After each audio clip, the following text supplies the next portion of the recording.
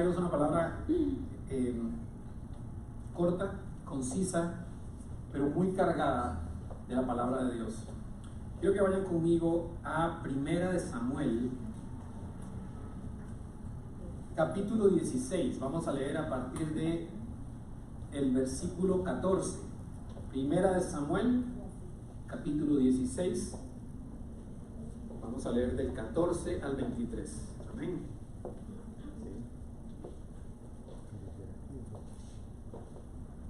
Bueno, mientras van buscando, yo le puse por nombre a esta prédica Conociendo nuestra identidad en Dios.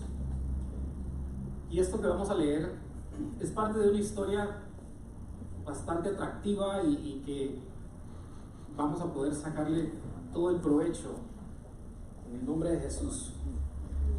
Vamos a leer.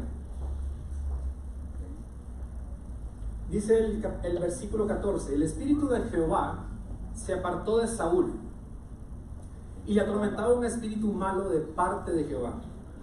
Y los criados de Saúl le dijeron: he aquí ahora un espíritu malo de parte de Dios te atormenta. Diga pues nuestro Señor a tus siervos que están delante de ti, que busquen a alguno que sepa tocar el arpa, para que cuando esté sobre ti el espíritu malo de parte de Dios, él toque con su mano y tengas alivio. Y Saúl respondió a sus criados: buscadme pues ahora alguno que toque bien y traédmelo. Entonces uno de los criados respondió diciendo: he aquí, yo he visto a un hijo de Isaí de Belén, que sabe tocar y es valiente y vigoroso y hombre de guerra, prudente en sus palabras y hermoso, y Jehová está con él. Y Saúl envió mensajeros a Isaí diciendo: envíame a David tu hijo, el que está con las ovejas. Y tomó Isaí un asno cargado de pan, una vasija de vino y un cabrito, y lo envió a Saúl por medio de David su hijo. Y viniendo David a Saúl, estuvo delante de él, y él le amó mucho, y le hizo su paje de armas. Y Saúl envió a decir a Isaí: yo te ruego que esté David conmigo, pues ha hallado mi gracia en mis ojos. Y cuando el espíritu malo de parte de Dios venía sobre Saúl, David tomaba el arpa y tocaba con su mano, y Saúl tenía alivio y estaba mejor, y el espíritu malo se apartaba de él. Amén. Bien, hermanos, cuando hablamos, ahorita vamos a ir desmenuzando poco a poco el tema, pero parte del título de la prédica y de los objetivos que tenemos es hablar de esta identidad. La Real Academia define la identidad como el conjunto de rasgos propios de un individuo o de una colectividad que los caracteriza frente a los demás. O sea, esta identidad pocas veces se repite. Nosotros podemos decir que esta identidad se va dando a lo largo de la vida con ciertas características que la persona se va a ir atribuyendo a sí misma, ya sea por experiencias vividas, por enseñanzas brindadas y por diversas cosas. Ahora, todas las situaciones que hemos vivido, todas las personas que estamos acá hoy sentadas, tienen cierta marca en nuestra identidad, querramos o no. Hay cosas que sí queremos y hay cosas que no queremos, pero es inevitable que ahorita hayan afectado de forma indirecta nuestra identidad. Cuando nosotros tenemos un encuentro con Dios, un encuentro real, esta identidad cambia por completo. Ahora, como su creación, como hijos de Él, vamos a descubrir que las cosas del mundo ya no van a estar relacionadas tanto con esa nueva identidad que tenemos. ¿Por qué? Porque ahora tenemos una nueva vida y tenemos un sentido diferente de plenitud y de propósito en Cristo Jesús. Cuando nosotros decimos en Cristo, esto nos va a definir poco a poco a lo largo de nuestro crecimiento como cristianos, en quiénes somos, para qué vivimos y cuál es el propósito de nuestra vida. Y todo esto va a ir formando de manera intrínseca esa identidad de cada uno. Ahora, hermanos, como objetivo de la prédica, uno de los principales es reconocer a nuestro Creador como el arquitecto de esta identidad que estamos hablando. El segundo es desechar la identidad del viejo hombre, ¿verdad? Otra es aprender a ver en Jesús nuestro propósito en la vida, utilizando las herramientas que Dios mismo ha puesto en cada uno de nosotros. Y por último objetivo, fortalecer nuestra identidad en Cristo, con bases bíblicas, justo como la que acabamos de leer en 1 Samuel, capítulo 16.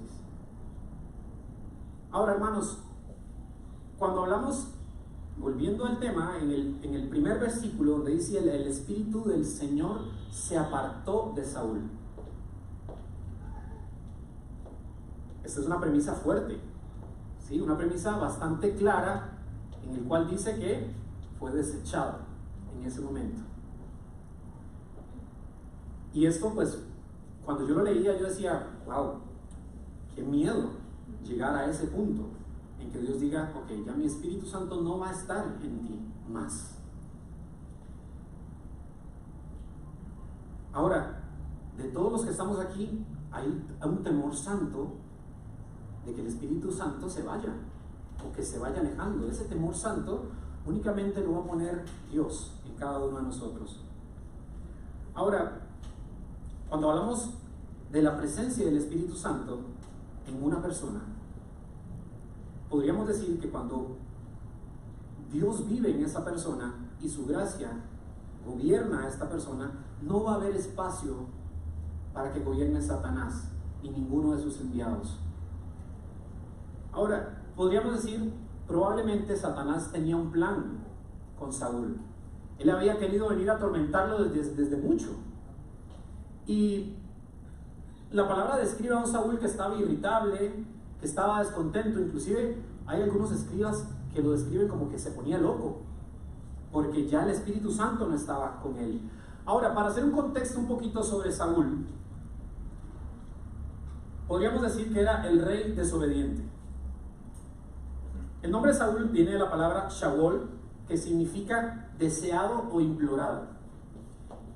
Saúl era hijo de Cis y pertenecía a la tribu de Benjamín. Él provenía, dice la palabra, de una familia bastante poderosa y adinerada. Entonces, si continuamos leyendo, lo describe físicamente. Dice que era muy alto, que era moreno y que era hermoso. Inclusive hay partes donde dice que nadie le sobrepasaba el hombro a Saúl. ¡Qué impresionante!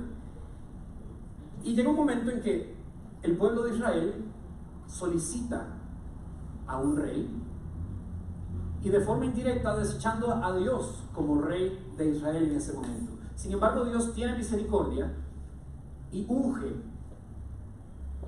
a Saúl por medio del profeta Samuel.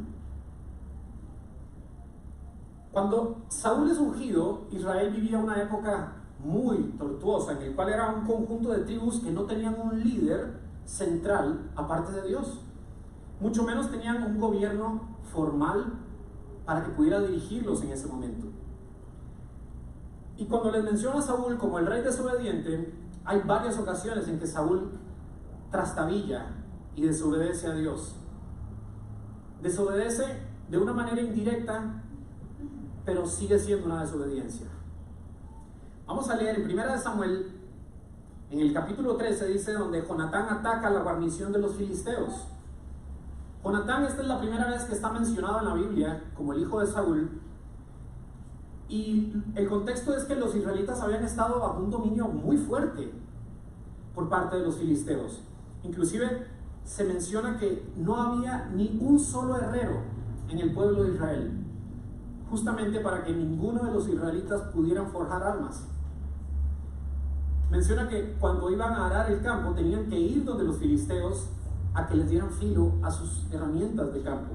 Entonces ven ustedes que estaban muy oprimidos en ese momento. Entonces los filisteos atacan a Israel en respuesta a el ataque de Jonatán. Y el verso 5, en el capítulo 13, describe a los filisteos súper armados, un ejército casi de 30,000 carros, dice la palabra, y 6,000 hombres a caballo. Entonces, ante este panorama, los israelitas se desalentaron, corrieron a esconderse en los acantilados, y porque evidentemente estaban en desventaja. Entonces, Saúl en este momento había recibido una orden o una indicación por parte del profeta Samuel de que él debía esperarlo para recibir órdenes si habían de atacar o no. Y entonces, esta es una de las primeras ocasiones en las que Saúl desobedece. ¿Por qué? Porque se impacientó. La impaciencia de Saúl. En 1 Samuel dice, y esperó 7 días conforme al plazo que Samuel había dicho, pero Samuel no venía. Saúl en ese momento estaba desesperado, ¿verdad? ¿Por qué? Porque era un ejército inmenso y él quería esperar la orden. Entonces dijo Saúl, traedme holocausto y ofrendas de paz. Y ofreció holocausto. Primer error. Saúl ya había recibido instrucciones específicas a que se dirigiera a Gilgal y que Samuel, como sacerdote, era el que tenía que ofrecer este holocausto y la ofrenda de paz. Aparte de los 7 días que tenía que esperar para que llegara. Entonces, esta fue parte de las primeras cosas que Saúl trastabilla y comete ese error. Hermanos, ¿cuántos hemos pecado por impacientes? Y me confieso, a veces uno quiere que Dios actúe inmediatamente, más cuando vemos que las cosas no están saliendo como nosotros tenemos planeado, y uno dice, ay Dios. Erróneamente empezamos a decir, creo que me toca a mí, ¿verdad? Hacer esta parte por acá, mover por acá y lograr el objetivo, ¿verdad? Y nos impacientamos ante Dios. Entonces, Saúl en esta desesperación se tomó atribuciones sacerdotales que no les correspondían. Él puso su mirada en las circunstancias y no en Dios. Y hermanos, como decimos, a veces es difícil y no podríamos culpar 100% a Saúl porque nos hemos desesperado. Hemos puesto los ojos en la circunstancia, hemos puesto los ojos en la desesperación. Y nos hemos visto en esa desesperación que vivió Saúl en este momento. Parte de la importancia es de esto perseverar en la fe. Si nosotros perseveramos en la fe, guiados por la palabra, por ejemplo, como esto que estamos haciendo hoy acá, congregándonos, siendo instruidos por medio de su palabra en oración y en esta hermosa adoración con la que vivimos hoy. Existe una parte también donde hay una cierta justificación de Saúl. ¿Por qué? Porque Samuel se da cuenta de lo que sucedió. Y en el capítulo 13, ya en el versículo 11 dice, Samuel llegó y le dijo, entonces Samuel dijo, ¿qué has hecho? Y Saúl respondió, porque vi en el pueblo que me desertaba y tú no venías dentro del plazo señalado. Y que los filisteos estaban reunidos, listos para atacar. Y dije, ahora descenderán los filisteos contra mí a Gilgal, y yo no he implorado en el favor de Jehová. Y escuchen esto, hermanos. Él dice, me esforcé, y pues ofrecí holocausto. Hermanos, Saúl tenía buenas intenciones. El problema es que él confió en su capacidad, fuera de la obediencia de Dios, fuera de su fe en Dios. Porque perfectamente él pudo haber dicho, no, pues Dios me va a librar, no pasa nada, lo ha hecho antes y lo va a hacer de nuevo. Entonces, en este momento de incredulidad de Saúl, en que no confió que Dios podría librarlo, en que los filisteos eran demasiados, pero ¿cuántas historias conocemos, hermanos, en que pudieron haber sido demasiados filisteos, demasiados guerreros, pero el poder de Dios pudo con todos? Ahora, hermanos, viene una parte que es un poco triste, porque lo etiqueté como la sentencia de Saúl. Cuando Samuel le dice a Saúl: locamente has hecho, no guardaste el mandamiento de Jehová, tu Dios, el que te había ordenado, pues ahora Jehová me hubiera confirmado tu reino sobre Israel para siempre, mas ahora tu reino no será duradero. Jehová se ha buscado un varón conforme a su corazón, al cual Jehová ha designado para que sea príncipe sobre su pueblo, por cuanto tú no has guardado lo que Jehová te mandó. Hermanos, la buena intención de Saúl nunca justificó su desobediencia. Leyendo esto, el Espíritu Santo ponía en mi espíritu nuestros hermanos o nuestros familiares que proclaman una fe, por ejemplo, una fe católica. Y muchas veces, en ocasiones anteriores, cuando yo estaba con mi esposa, cuando éramos novios, yo era un católico no practicante, y ella en ocasiones intentó como echarse unos rounds conmigo, y yo le decía: pero es que, a ver, si son buenas las intenciones, no pasa nada. Que el novenario, pues están orando, no pasa nada. Y yo le decía: pero es que, a ver, la gente es buena y tiene buenas intenciones, no pasa nada. Hermanos, para la misericordia de Dios, y hoy en la luz, sí pasa. ¿Por qué? Porque no hay justificación en las buenas intenciones si hay desobediencia a la palabra de Dios. Y esta sentencia de Dios fue tan firme que dice la palabra que Saúl fue desechado. Aparte de haber sido un rey escogido por los hombres y con las características deseadas por hombres, Saúl no llenaba las expectativas de Dios, la cual era la obediencia. Ahora, regresando a la prédica inicial donde dice: le atormentaba un espíritu malo de parte de Jehová. Muchas personas dicen: no, pero ¿cómo un espíritu malo si de Jehová no pueden venir cosas malas? ¿Verdad? Y pues hay razón en ese argumento. Sin embargo, si nosotros nos preguntamos por qué Dios permitió que un espíritu malo atormentara a Saúl, ¿cómo era que este espíritu malo venía de parte del Señor? Pero sabemos que de Dios no puede venir nada malo. Lo que podemos decir es que Dios permitió que este espíritu atormentara a Saúl, como lo ha permitido en ocasiones previas en las Escrituras. Más adelante vamos a hablar un poco de esto, pero al fin y al cabo podemos decir que todas las cosas creadas en el universo están bajo el control de Dios. Amén. Si Saúl había desobedecido directamente a Dios en estas ocasiones, podríamos decir que fue esta desobediencia de Saúl lo que lo condenó. En la palabra dice que este espíritu malo vino a atormentar a Saúl, pero para la gloria de Dios podemos decir que este espíritu malo fue utilizado por Dios para traer a David indirectamente a su futuro palacio, donde iba a gobernar al pueblo de Israel. Hay ejemplos, como les dije anteriormente, de cuando el espíritu o cuando Dios permite que Satanás haga cosas en las personas. Y muy rápido les voy a comentar. Dios permitió que Ananías y Zafira fueran tocados y que murieran en el acto.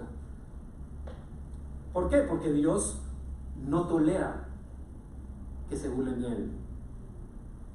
También un hombre en Corinto que estaba cometiendo incesto y adulterio, Dios ordenó a los líderes que lo entregaran a Satanás para destruir su naturaleza pecaminosa y salvar su alma. También en 2 de Corintios dice: Dios permitió que un mensajero de Satanás atormentara al apóstol Pablo para enseñarle a confiar en la gracia y el poder de Dios y a no envanecerse por la tremenda riqueza de sabiduría espiritual que se le había dado. Entonces, el Nuevo Testamento también revela muchas ocasiones en que Dios puede usar la presencia de espíritus malos para revelar su poder. Veamos el caso de Job. Satanás prácticamente le pidió permiso a Dios para llegar a Job. Entonces podemos decir que no hay ningún espíritu que actúe independientemente de la soberanía y perfecta voluntad y propósito de Dios en esta tierra. Veamos el versículo 15, dice: y los criados de Saúl le dijeron: he aquí, un espíritu malo de parte de Dios te atormenta, diga pues. O sea, no fue como: Señor, vieras que tenemos aquí para usted y sugerimos que usted vaya. No, ellos hicieron que Saúl lo dijera, que saliera de la boca del rey.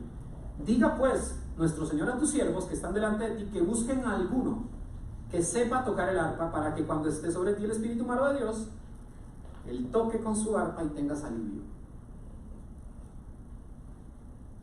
Qué impresionante que las personas que los siervos de Saúl estaban pensando no eran nadie, o sea, era David.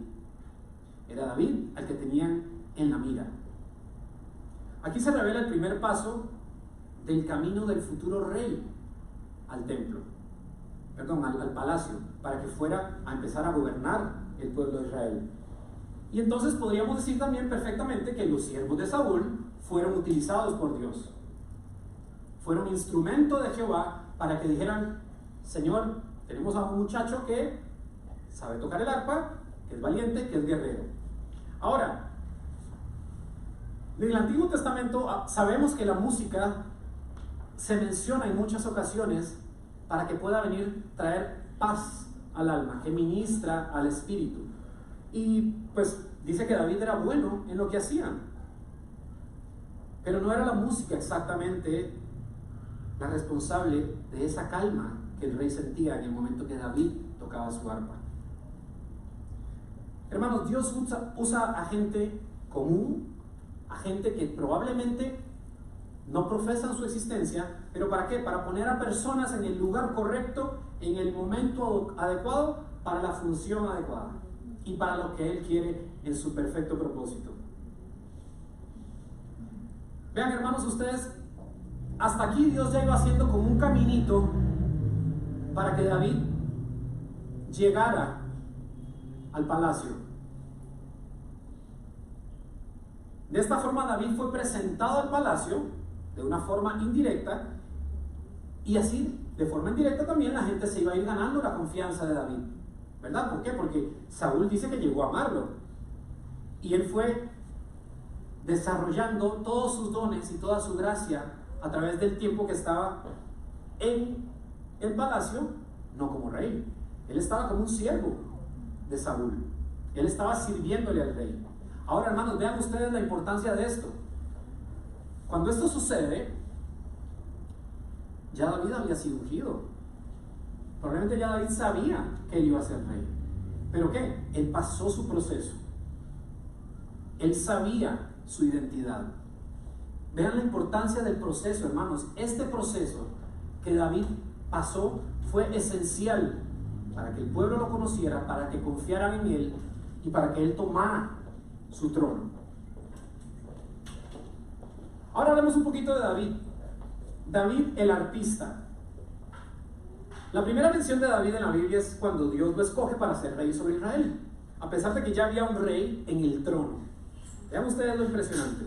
Entonces, en esta primera mención lo que podemos ver era que era el menor de 7 hermanos, era el más pequeño, y su padre Isaí era de la tribu de Judá, a diferencia de Saúl, que venía de la tribu de Benjamín.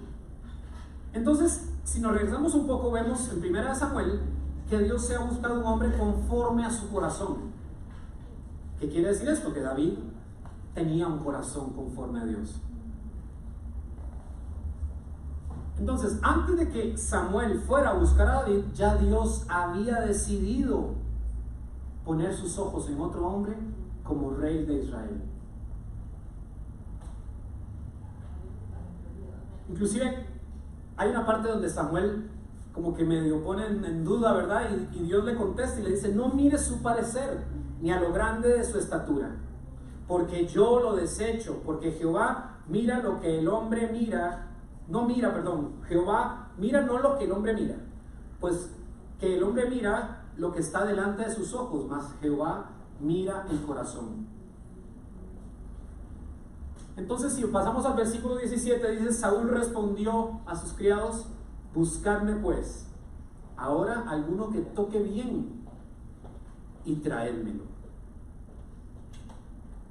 Hermanos, ¿ustedes creen que si David tocaba mal el arpa hubiera sido candidato ahí para llegar a tocarle al rey? Probablemente no.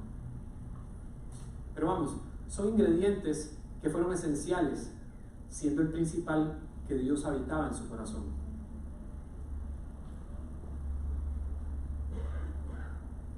Saúl requirió un arpista hábil, pero David no había estado practicando su arpa para un concierto o para tocarle a alguien específico. Él lo hacía porque lo disfrutaba, porque disfrutaba usar su talento para componer salmos para Dios. Vean ustedes, qué impresionante la exactitud y la perfección de cada cosa que se fue colocando en este caminar de David. Hermanos, cuando nosotros tenemos una habilidad que Dios ha puesto en nosotros como cristianos tenemos la responsabilidad de averiguar si esta habilidad quiere ser utilizada para Dios. Si esta habilidad que tenemos la podemos usar para Dios y si Dios quiere usarla para Él. Ahora, Dios puede estar planeando usar a cada uno de ustedes como el puente que me va a unir a algo más.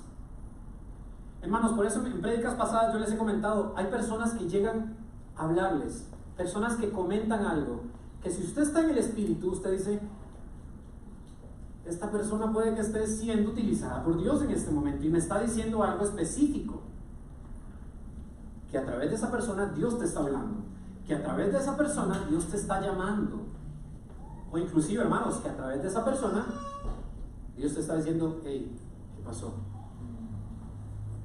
¿Estamos o no estamos? ¿Verdad? En el versículo 18 dice: entonces uno de los criados respondió diciéndole: aquí yo he visto un hombre, hijo de Isaí de Belén, que sabe tocar, que es valiente, vigoroso, hombre de guerra, como mencionamos anteriormente, prudente en sus palabras, hermoso, y Jehová está con él. Vean todas estas características que fueron esenciales para que el rey dijera: ok, creo que sí, es apto para venir, es apto para que me venga a dar calma. Y fue descrito David como un hombre valiente y guerrero. Sin embargo, David no pertenecía a ningún ejército, ¿verdad? Fue descrito también como músico, pero David no se describe tampoco como un músico hábil que estaba dando conciertos en algún lado. Él lo hacía para Dios. ¿Por qué? Porque ya se escuchaba la historia que David se había enfrentado al león, que se había enfrentado al oso, y también fue elogiado porque era prudente para hablar. Y yo hablando con mi esposa, yo le decía: sí, pero, o sea, era prudente para hablar. Esta prudencia definitivamente no puede venir de una educación primaria, secundaria, universitaria, maestría.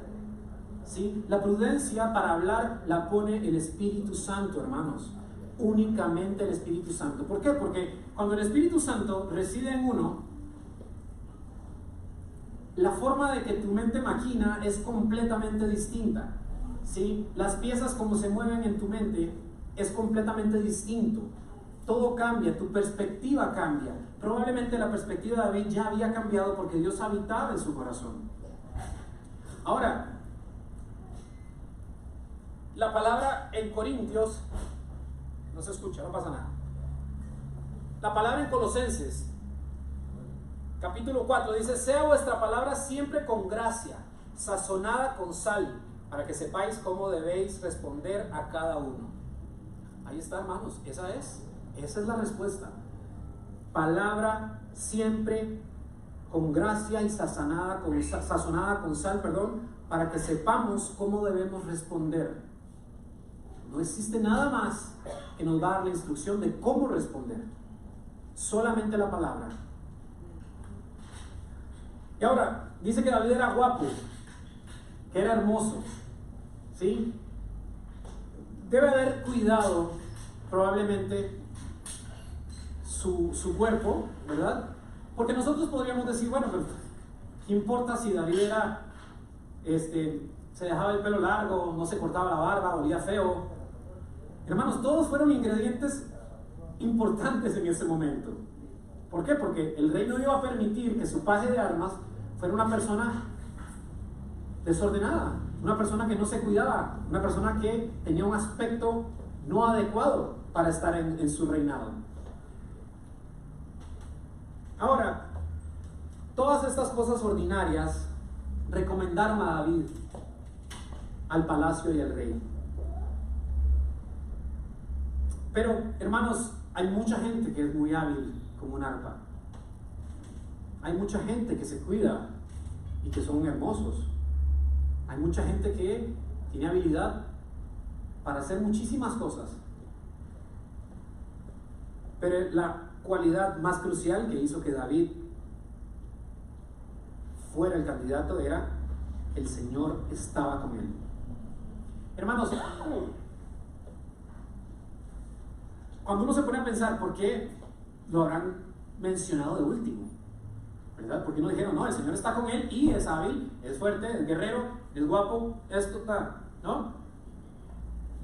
Y diversas partes en la Biblia indican como que esto pudo haber sido usado en contra más bien. ¿Por qué? Porque le iba a recordar a Saúl justo lo que él había perdido.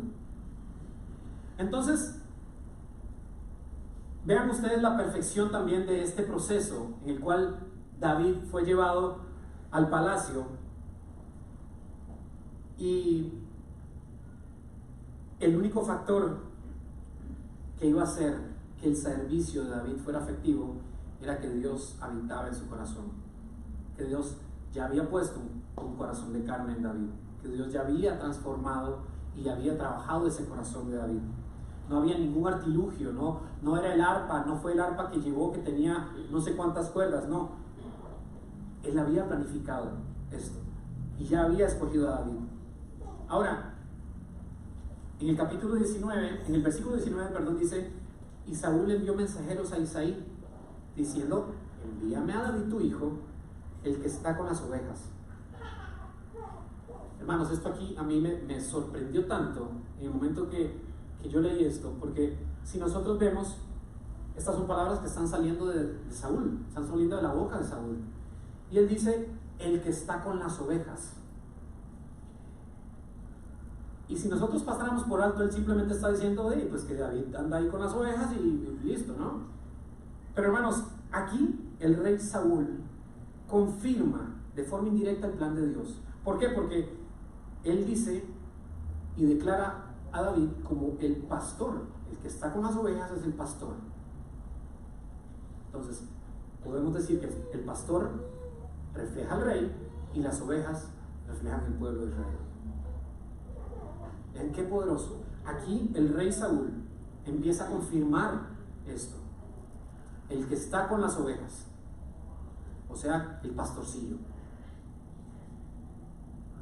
Entonces, hermanos, vean ustedes cómo en la palabra también, en Proverbios 22, se comprueba que David, como José antes que él, y como Daniel después de él, demuestran la verdad de la palabra, donde dice: ¿has visto a alguien diestro en su trabajo?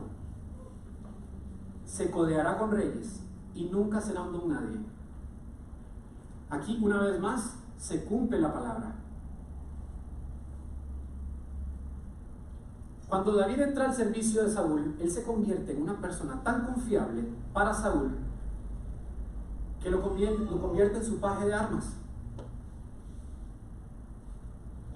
Hermanos, él convierte a su paje de armas a la persona que iba a heredar su trono, sin saberlo.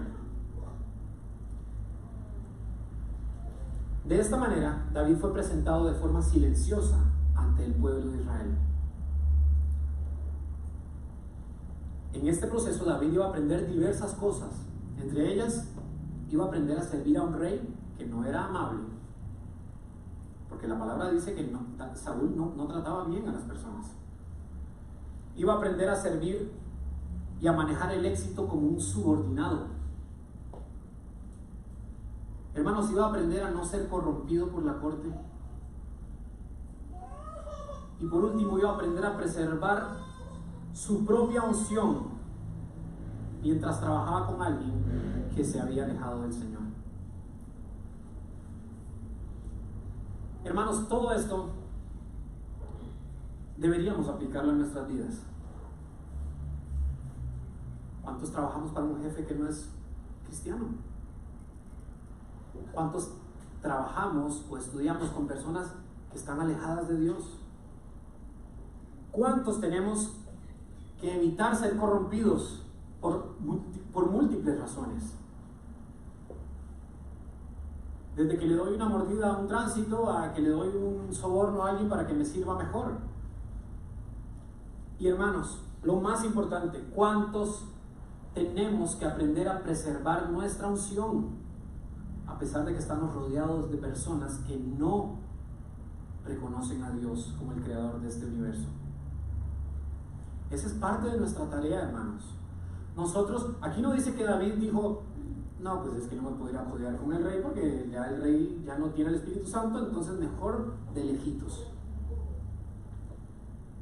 Él entendía el proceso. Él entendía que esa unción iba a traer cierto tipo de alivio y que iba a ser un paso esencial para que se cumpliera el propósito de Dios. Ahora, hermanos,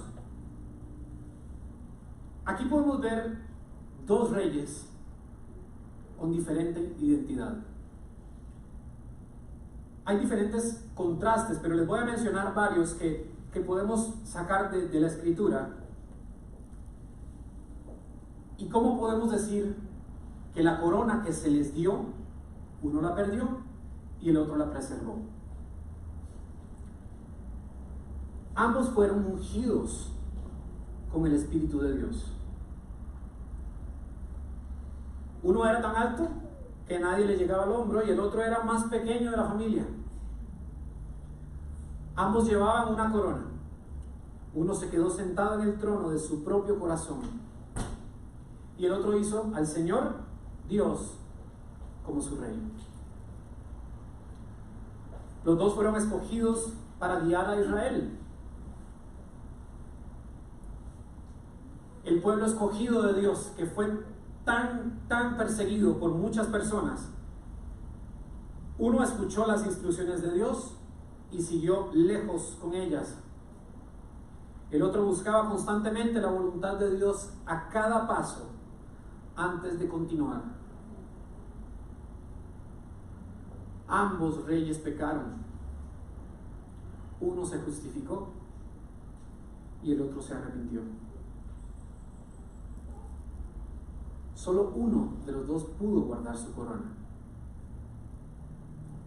Hermanos, los dos reyes tuvieron oportunidad de ser parte de Dios, de ser parte del plan de Dios. Y yo les voy a decir algo, ambos reyes tuvieron la oportunidad. ¿Por qué? Porque el rey Saúl fue confrontado por Samuel, donde le dijo, ¿qué hiciste? Esa no era tu posición. Tuviste que haber esperado. Pero al igual, el profeta Natán confrontó a David en su pecado, cuando estaba cometiendo adulterio y asesinato. Vean ustedes la diferencia, hermanos, en esto. Ya David había visto el sufrimiento de Saúl en el momento que el Espíritu Santo se aleja de él. Entonces, probablemente en la misericordia de Dios, David dijo, wow, por Dios, no quiero que esto me suceda a mí. Yo quiero servirle a mi Dios, quiero estar siempre con Él y que el Espíritu Santo no se aleje nunca de mi corazón. Y esa tiene que ser parte de nuestra oración, hermanos. Hermanos, muchas veces estamos pecando contra el Espíritu y a veces no nos arrepentimos inmediatamente. Y a veces decimos, bueno, pero es que no está tan mal esto que hice, y empezamos a justificarnos en nuestro propio pecado. Si nosotros entendiéramos, o si nosotros entendemos la grandeza de Dios, la grandeza de Jesucristo, como dijo el pastor la vez pasada, debería darnos pena y decir: Dios mío, ¿qué estoy haciendo? Estoy crucificando de nuevo a Jesús en ese madero. A Jesús, por quien todo fue creado, por medio de quien todo fue creado. A veces a mí, hermanos, la vez pasada hablaba con Silvia, a mí me impresiona cómo Jesús, en su obediencia, se dejó crucificar en esa cruz. Cómo se dejó crucificar, cómo permitió que le atravesaran sus manos. Vean ustedes el amor, porque, hermanos, Jesús es el creador de todo el universo.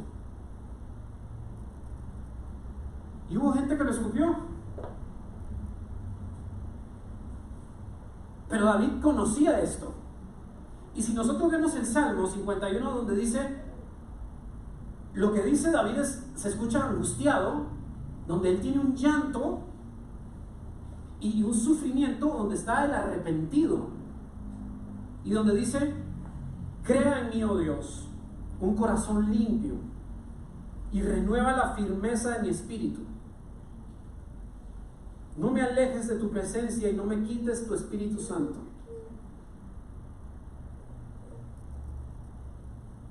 David se estaba acordando de esto que estaba viviendo con el rey Saúl, cómo lo vio atormentado. Hermanos, ¿cuántos han visto aquí a personas atormentadas porque el Espíritu Santo ya no está con ellos? ¿Cuántos hemos tenido misericordia de ellos? ¿Cuántos hemos orado por ellos? Hermanos, tenemos esa potestad, tenemos esa libertad y esa responsabilidad de pedirle a Dios que nos dé un corazón nuevo, que nos renueve el espíritu, que cada día nos recuerde de dónde nos trajo, a dónde nos tiene y a dónde nos va a llevar. ¿Por qué? Porque, hermanos, no podemos nosotros servir a Dios a medias con un corazón ahí tambaleando. Por eso nuestra responsabilidad es decir: Dios, vacía mi corazón y llénalo de ti. Dame un corazón nuevo. Vean el versículo 12 en el Salmo, dices: devuélveme la alegría de tu salvación.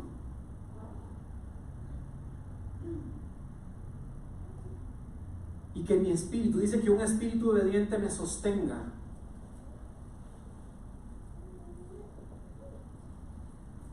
Hermanos, el rey Saúl y el rey David, como nosotros, hoy en día enfrentamos pruebas. Todos los días enfrentamos pruebas. Sin embargo, la palabra en Santiago dice: sabiendo que la prueba de vuestra fe produce paciencia. Hermanos, tenemos que gozarnos de la prueba. Yo sé que a veces es difícil, pero, hermanos, si usted le ordena a su espíritu en ese momento, es decir: Dios, yo me voy a gozar porque de aquí voy a salir victorioso en el nombre de Jesús de Nazaret. ¿Por qué? Porque esta prueba me va a traer paciencia y va a aumentar mi fe para seguir creyendo en ti, para no quitar mis ojos de ti nunca. Porque también agrega la palabra en Santiago igual: dichoso el que resiste la tentación, porque al salir aprobado recibirá la corona de vida que Dios ha prometido a quienes lo aman. Hermanos, ninguno de nosotros aquí merece esa corona. Nadie, ninguno.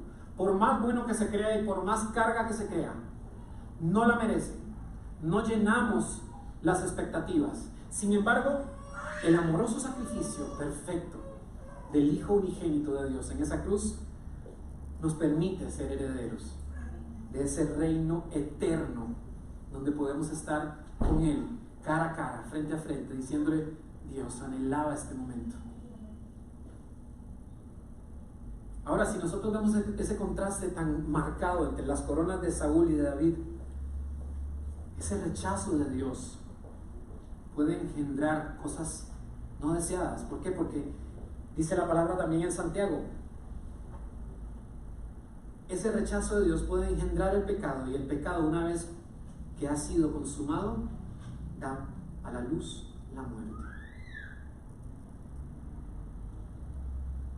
Hermanos, hoy y todos los días deberíamos escoger recibir esa corona de vida y que cada uno de nuestros nombres esté escrito en el libro de la vida. Amén. Tenemos que tener certeza que ese señorío de Dios va a guiar cada uno de nuestros pasos. Hermanos, y esta es la única forma en la que nosotros podemos saber quiénes somos y cuál es ese propósito que Dios tiene para nuestra vida.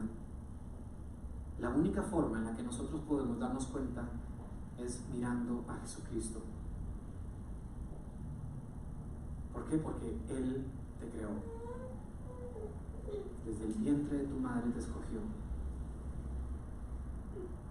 Hermanos, si nosotros vemos a Cristo, de cómo Él tuvo tanta misericordia, cómo Él tuvo tanto amor, estamos viendo a Dios.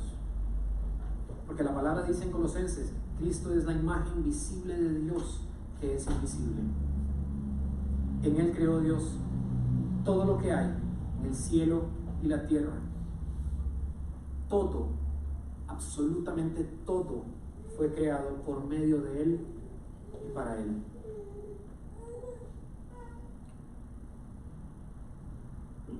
Quiero pedirle al grupo de alabanza si me pueden acompañar mientras vamos terminando con el mensaje. Hermanos, cuando nosotros hablamos y decimos en Cristo todo lo puedo, esta frase es una de las más importantes en la Biblia.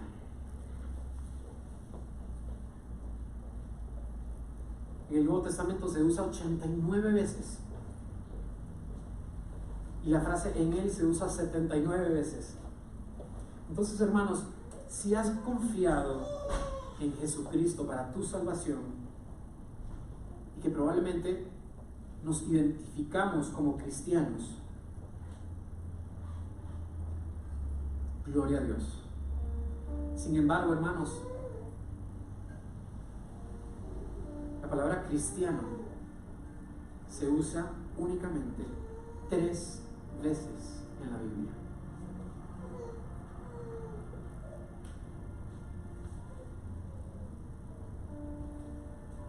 En ese tiempo la descripción más frecuente era en Cristo. En Cristo. ¿Y qué nos indica esto? Que sabemos exactamente a dónde tenemos que buscar nuestra identidad como seguidores de Jesús.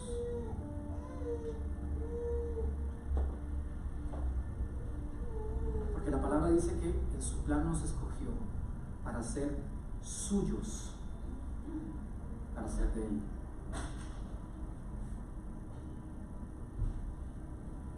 Hermanos, Dios nos ha escogido con anterioridad. Sépalo, hermano, grábelo en su mente, grábelo en su corazón, háblele a su espíritu. Y tenemos que saber que ante los ojos humanos puede que seamos una persona común y corriente, pero para Dios somos extraordinarios. Somos su creación, somos sus hijos amados, para los cuales ha preparado lugares hermosos, dice la palabra.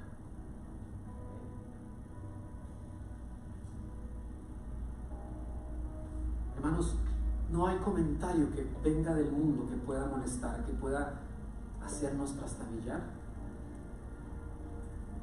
Hay personas allá afuera que pueden decir muchas cosas de cada uno de nosotros, pero Dios te dice en este momento: te basta con mi gracia, pues mi poder se perfecciona en la debilidad. Por lo tanto, gustosamente presumiré más bien de mis debilidades. ¿Para qué? Para que permanezca sobre mí el poder de Cristo.